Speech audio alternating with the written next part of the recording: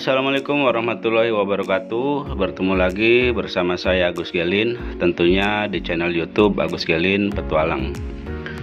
Sahabat para pecinta ikan sidat, proses migrasi ikan sidat itu diawali dari perkembangbiakan ikan sidat ya, yang terjadi di dasar laut atau di palung laut, dimana kita tahu untuk proses perkawinan atau pemijahan ikan sidat itu tidak terjadi di air tawar, melainkan terjadi di dasar laut ya.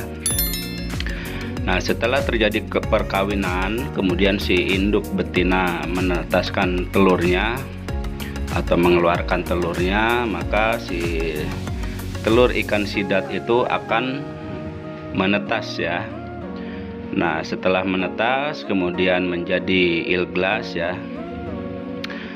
Kemudian dari sinilah bermula migrasinya ikan sidat ya, atau akan berwaya. Jadi prosesnya dari palung laut akan berwaya dulu atau berpindah tempat menuju ke muara-muara sungai.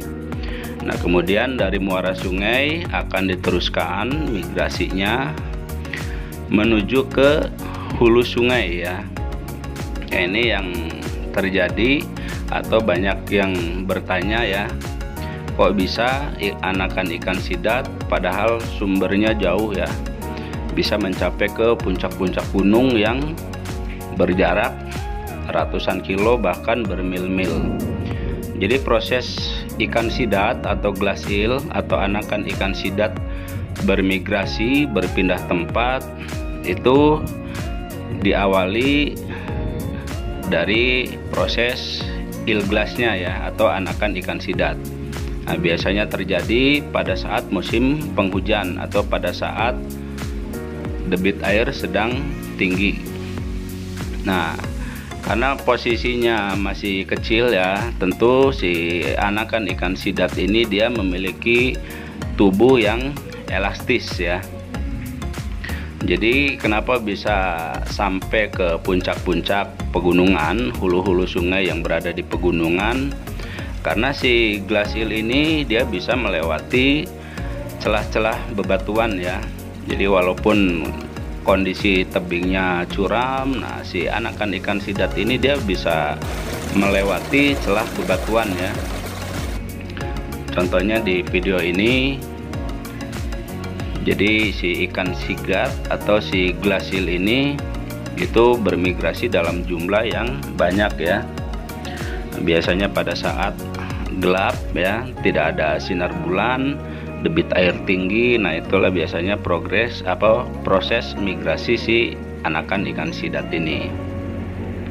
Nah, tentunya dari sekian banyak ya glass eel atau anakan ikan sidat, tidak semuanya bisa bertahan hidup tentunya ya, karena banyak halangan, banyak kendala. Ada juga yang mati di tengah perjalanan ya, karena kondisi lingkungan. Ada juga yang dimakan oleh predator. Kemudian si glass eel ini, si anakan ikan sidat ini untuk saat-saat ini tuh banyak diburu ya oleh manusia. Karena untuk proses pembudidayaan ikan sidat, terutama pembesaran, itu diawali dari penangkapan si glass eel. Karena budidaya ikan sidat itu bukan pemijahan ya, tapi mereka hasil tangkapan dari alam. Jadi benih ikan sidatnya itu bermula dari penangkapan di awal ya, di alam, dengan kondisi yang masih kecil-kecil seperti ini, dengan jumlah ribuan bahkan jutaan ekor. Nah, dari proses penangkapan itulah nanti masuk ke pengepul, kemudian masuk ke pembudidaya gitu. Jadi pembudidaya atau budidaya ikan sidat yang banyak kita kenal itu hanya sebatas pembesaran aja.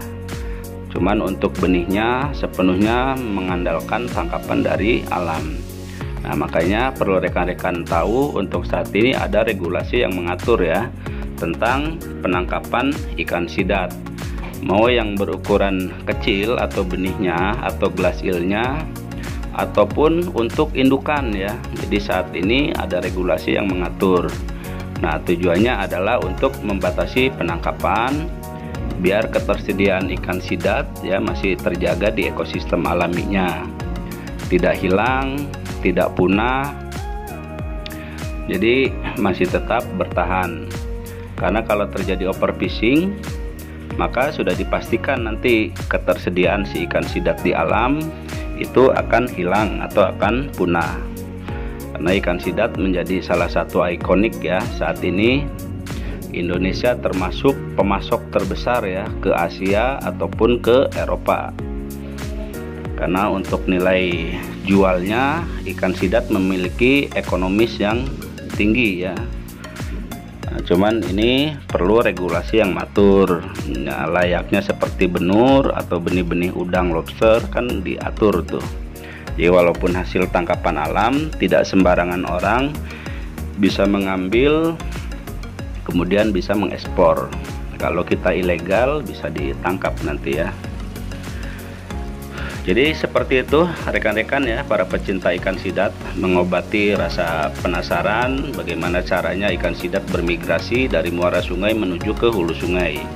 Nah, jadi prosesnya seperti itu ya. Jadi kenapa bisa melewati perairan yang curam, arusnya deras? Nah, karena bermigrasinya pada saat si posisi glass eel ini atau si anakan ikan sidat ini kondisinya masih kecil-kecil seperti ini ya.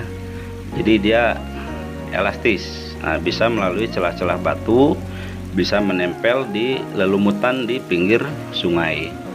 Nah, barulah nanti si ikan sidatnya nyampe ke hulu sungai dan akan berkembang di sana ya. Jadi proses dewasanya sampai matang gonat ya, sampai kembali lagi ke muara sungai untuk melakukan pemijahan. Nah, tentunya di sini proses pembesarannya tergantung ekosistem alamnya ya. Kalau ekosistem alamnya terjaga, maka kelangsungan si ikan sidat ini tentu akan bertahan. Nah, selebihnya tergantung dari hukum alamnya ya. Kalau terlalu sering diburu, apalagi yang diburu dari proses glass eel-nya, maka nanti perkembangbiakan si ikan sidat ini akan terganggu. Karena proses perkembangbiakan sidat itu sendiri itu terbilang cukup lambat ya. Jadi kita selaku manusia alangkah lebih baiknya, alangkah lebih bijaknya kalau kita bisa membatasi. Apalagi proses penangkapannya menggunakan obat-obat yang dilarang ya, tentu itu akan sangat merusak habitat alami ataupun ekosistem alam. Oke pemirsa, mungkin itu aja video kali ini. Terima kasih, mudah-mudahan bisa bermanfaat untuk semuanya.